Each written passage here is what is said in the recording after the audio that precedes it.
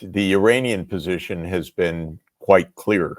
The Iranian position has been that Iran will open itself to all relevant inspections. It will definitively end its nuclear program. How much of a nuclear program there's actually been is a question mark. But in any event, Iran has said, yes, we want to end the program to develop nuclear weapons, but in return for a normalization of relations with the United States and an end of sanctions. Essentially what was on the table with the JCPOA back in 2016 and 2017, which Trump turned down. Of course, Iran has been very, very clear that certain things are off the table. Iran reserves the right to enrich uranium for a civilian nuclear power program. And it has said all along from the start that that is the basis for an agreement, that Iran is not going to eliminate its enrichment capacity. We know that it's possible to do a modest amount of enrichment up to a certain limit that is safe, monitorable, and completely consistent with a complete closure of a nuclear arms development program. So I think Iran's position is perfectly reasonable, perfectly clear. The U.S. does not want a war with Iran, even though Netanyahu certainly wants the U.S. to have a war with Iran. It's quite clear that Trump does not want a war with Iran, and good for him. He's on the right side of this issue. So I think the expressions of optimism are on the basis that an agreement, a rational, reasonable agreement, can be reached. What Iran is asking is perfectly sensible. What the United States wants is achievable. An end of the threat of nuclear breakout, of the development of nuclear weapons. And so the basis for an agreement is certainly there. And I'm hoping that that's why they express optimism after each round.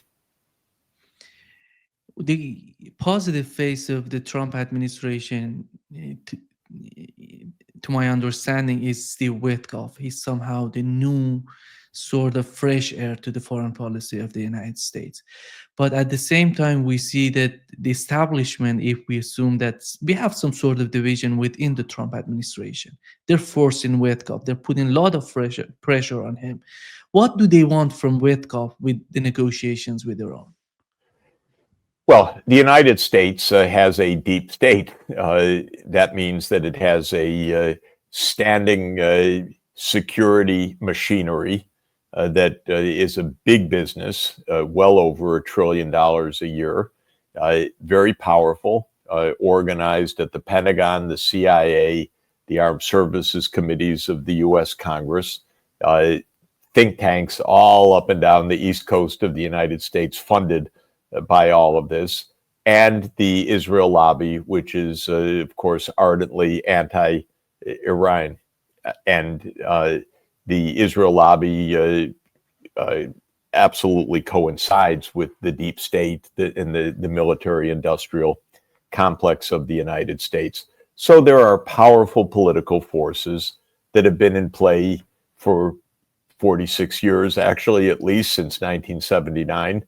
Against Iran, and they don't just go away because Trump wants to avoid a war. We see the same in Ukraine. Trump wants to end the U.S. engagement in Ukraine, but I'd say most of the people around him continue the deep state policy that the U.S. should invest in more war. After all, it's the Ukrainians dying, not the Americans dying. And so this phenomenon of a divided Washington, because the president, in this case, actually on the more peaceful side, and the deep state is pretty much a militarized and warmongering set of institutions, because war is their business and it's big business. This is not shocking. The question is, what will happen? Who will prevail? There's a famous line of Vladimir Putin in an interview in 2017 to Le Figaro, where he said, and it's become quite famous, he says, he's worked with many American presidents. He said they come into office with some ideas, and then men with briefcases and dark suits and blue ties come to visit them and explain realities to the U.S. president. And as Putin says, and those ideas are never heard of again. And what he means is that presidents get talked out of their peace initiatives. And Trump absolutely could get talked out of this. You've got a wall of opposition to making peace with Russia vis-a-vis Ukraine.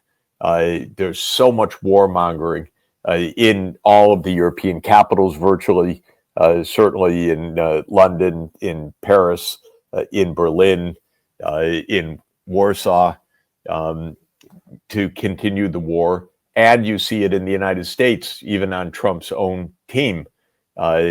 Kellogg definitely is basically on the European wavelength on this. He doesn't want peace with Russia. At most, he wants kind of freezing the conflict, but NATO enlargement and so on.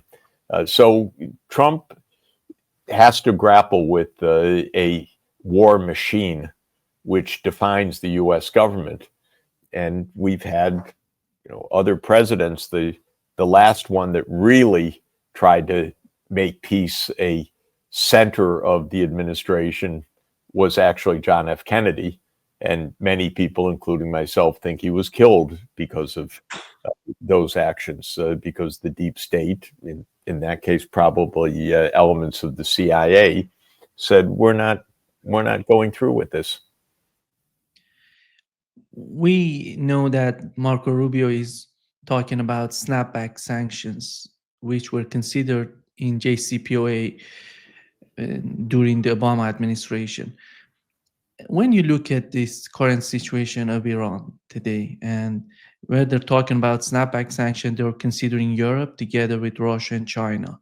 Where are we with the situation of snapback sanctions? How much pressure they can put on Iran?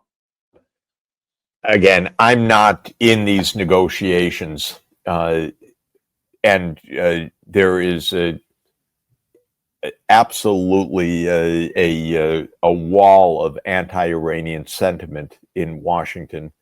And one of the issues that Iran faces is that even if it reaches an agreement, the U.S. can change its mind or change its policies or use a pretext to reimpose sanctions or walk away from an agreement. After all, the JCPOA was laboriously negotiated in 2015 and 2016 by real nuclear experts who came up with a good agreement, and then Trump and the Senate just absolutely ripped it to shreds. So on what kind of sanctions and whether Iran will agree to something that is very flimsy and can get them into, again, another trap. I'm not in the room, but if I were Iran, I'd worry about it. Yeah. Donald Trump's recent visit to Saudi Arabia, UAE, and Qatar, and they were so generous to Donald Trump. What do they want from Donald Trump? They consider the United States as their friend, but when it comes to the Middle East, what's the main concern on their part? They all host U.S. Military bases. They all want to stay in power. They all think that the United States can provide them with the wherewithal to stay in power, and they all worry about being on the wrong side of the United States, given the very strong military presence of the United States in these countries. I think that that's the main motivation. Frankly, I don't think they get a lot out of this relationship. not the way that they think. The Middle East is unstable, basically because of U.S. foreign policy, defending an absolutely rogue state, Israel, rather than defending international law and creating the state of Palestine. And the burden of that U.S.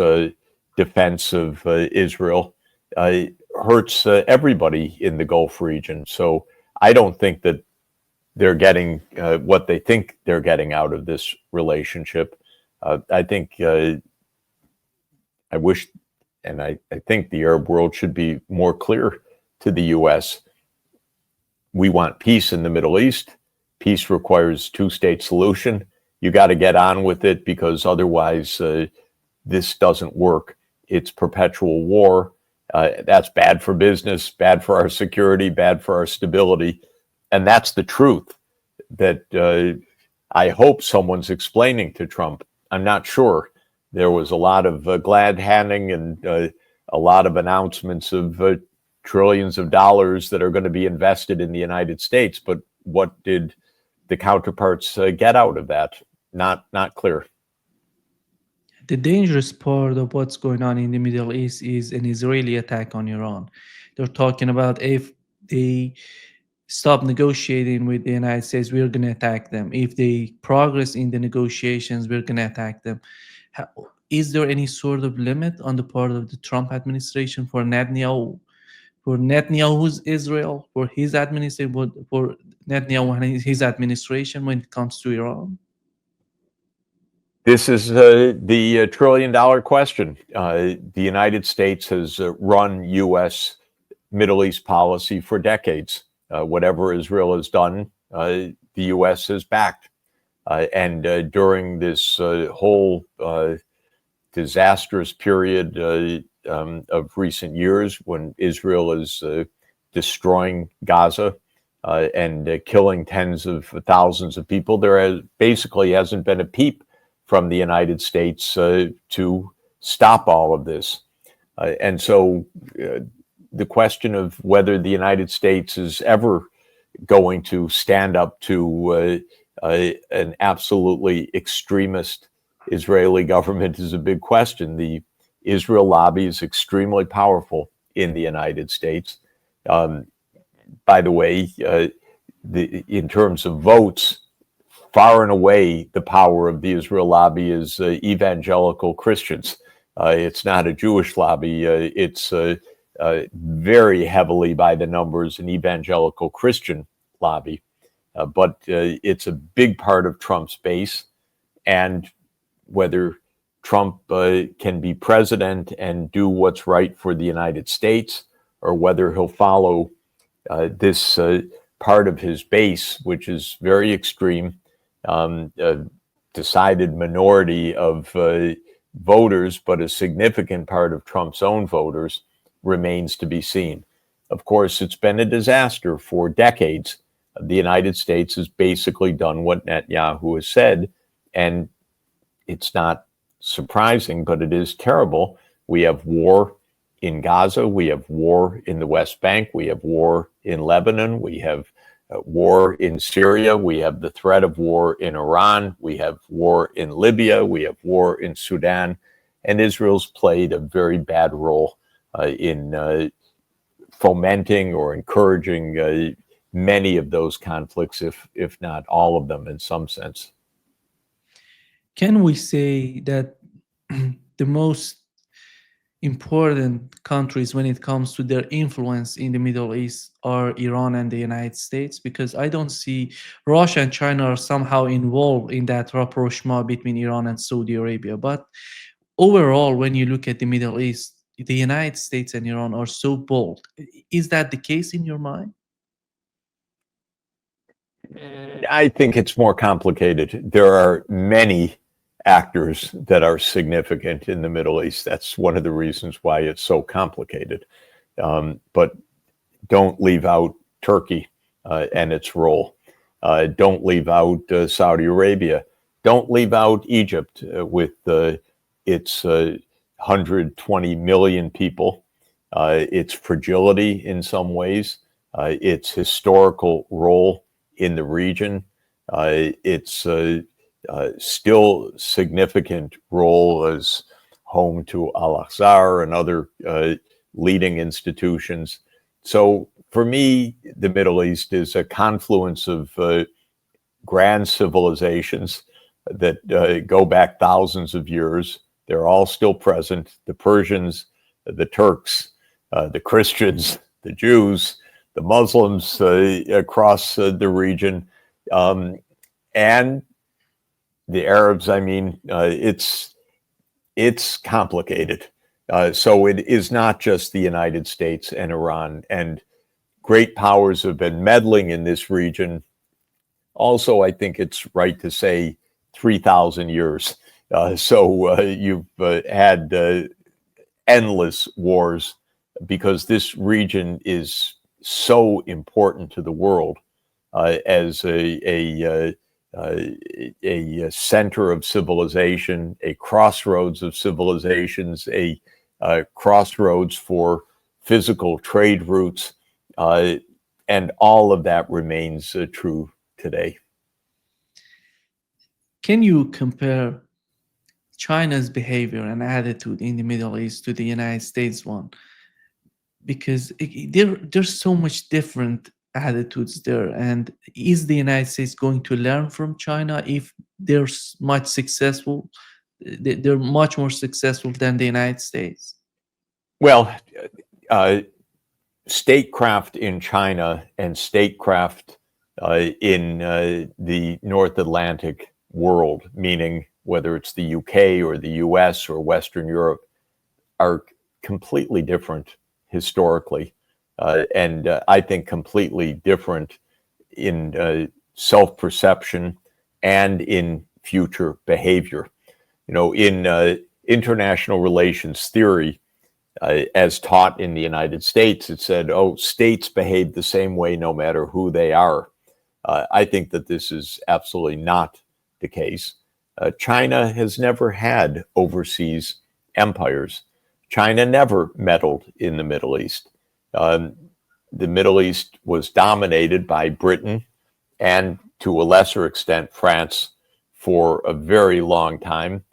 After World War II, the United States carried the baton that Britain had before World War II as really the undoubted regional hegemon in the Middle East. Britain and the U.S., of course, overthrew Mossadegh in 1953, the Iranian elected prime minister, creating tumult that would follow for basically 70 years onward. So the U.S. is an imperial power. It learned its methods of imperial rule from Britain. The U.S. is an Anglo-Saxon country by origin and elite culture, and it behaves like an empire. It behaves like an imperial power in the Middle East, a colonizing power, and the leading war power of the Middle East. China is completely different. China is only present commercially. It's only present as a calm, stabilizing voice. It's only present as one of the permanent members of the UN Security Council. China has a big interest in Middle East stability because of energy and other geopolitical conditions, but China's just has nothing to do with being an imperial power. It never was for an overseas, in an overseas sense, and I don't think it's going to be. Yeah. We had the conservative leader Kemi Badenoch on Sky News. She said something so much amazing. First time I've heard that. That was surprising. She said that Israel is fighting a proxy war on the part of the United Kingdom. How can you make sense of that? Wow. I missed the statement. A proxy war vis-a-vis whom, was she saying? It's about, I don't know, the region, Palestinians. Look, I can tell you, I have a theorem that almost all world problems go back to the British. The British have made a mess in so many parts of the world. The list is extremely long. It's also true that while Britain lost its empire basically 80 years ago, it still fantasizes that it is a great imperial power. And when you hear a statement like you just said, which I haven't heard, so I can't fully interpret it, but it's a kind of absurdity. Professor, so let me play it for you. I think that would be helpful if you heard that. The Prime Minister joined. Do you think that Mr. Netanyahu's language on this is justified? I'm not here to police the language of the Prime Minister I'm not of asking Israel. you to police it. I'm asking what he has said. He sees people need to know where you stand. Yeah, but I've been very clear where I stand. Hamas is a terrorist group. They are not our friends. I'm talking about what Trevor, you think about the Israelis' Yes, but it's all related. Who funds Hamas? Iran, an enemy of this country. An enemy of this country. Israel is fighting a proxy war on behalf of the UK, just like Ukraine is on behalf of the West of Western Europe against Russia. We have to get serious. We have to get serious. There was a terrorist plot in London against the Israeli embassy. We saw 2 Jewish members of the Israeli embassy in DC killed. Whose side are we on? We need to make sure that the hostages are returned. No one wants to see a war in Gaza. Palestinians are suffering. Netanyahu is complaining that he thinks our leaders are carrying out the wrong action. He has every right to say that. What I want to see is Keir Starmer making sure that he is on the right side of British national interest. That cannot be on the side. Yeah, British national interest. Oh my God. Something's happened to Britain. It is so pathetic. One of these characters after the next. It's absolutely shocking. Now, if you put Starmer there, he'd be the same fool. If you put Boris Johnson there before, the same idiocy. One after another. I don't know where to start, but Britain is in such a tailspin. Of course, who am I to talk? We have Donald Trump. The collapse of political leadership in the North Atlantic is kind of like a coda to the overall end of Western hegemony. Not only is there the end of Western dominance in the world, but you kind of put the icing on the cake by having this political idiocy that we were just watching on this film. Absolutely unaccountable, vulgar, but par for the course. Starmer's no better. It's just awful. The degradation of British politics.